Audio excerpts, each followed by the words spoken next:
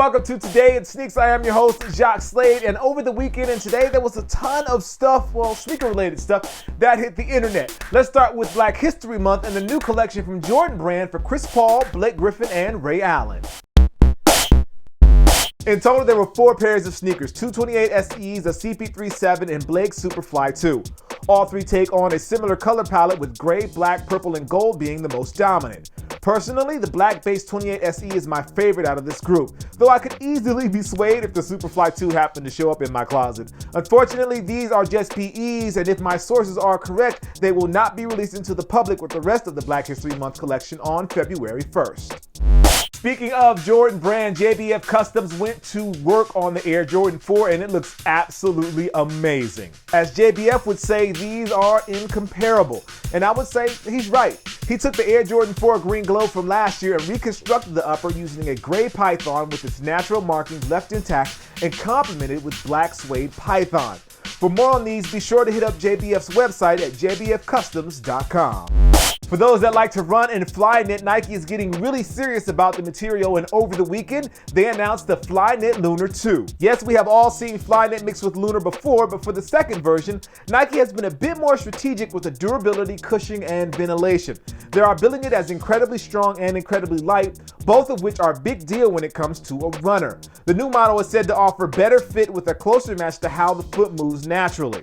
You can grab a pair of these right now on Nike ID for $185 or wait until they release on February 6th. Okay, I'll admit it, my soccer game is horrible. However, there are some pretty dope lifestyle soccer shoes that are releasing over the next week. First is the Nike Tiempo 20th Anniversary Pack. Now, these are limited to only 500 pairs, and the collection features the Tiempo Legend 5 and the Tiempo 94. Both are rocking a black and white finish, and actually those are available now at Nike.com. The second set is crazy to me. It is the Tiempo 94 mid for the Brazilian Football Confederation and the French Football Federation.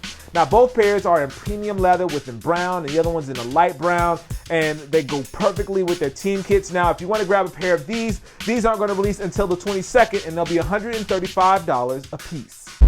And finally, the Kobe 9 is set to release in a few weeks, and if you watch the actual Flyknit ad, you can see some on-foot images of the shoe where Kobe's actually playing in the shoe or dribbling around in the shoe, and you can see how it looks on your feet. I can tell you now, I'm definitely excited. I can't wait to get my hands on a pair of these. So you can look for these to actually release on February 6th, but I did want to let you guys know to check out these images because they were part of the Nike Flyknit video.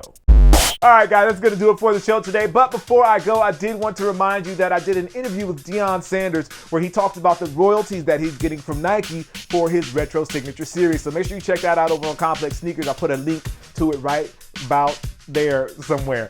If you haven't already, make sure you like, favorite, and subscribe. That way you know whenever something awesome is happening here on this channel. And also visit the links down in the description because it'll give you the full stories of everything that I talked about today. Well, I am your host, Jaques Slade. This is Today in Sneaks. As always, I appreciate you, and I'll see you soon. Peace.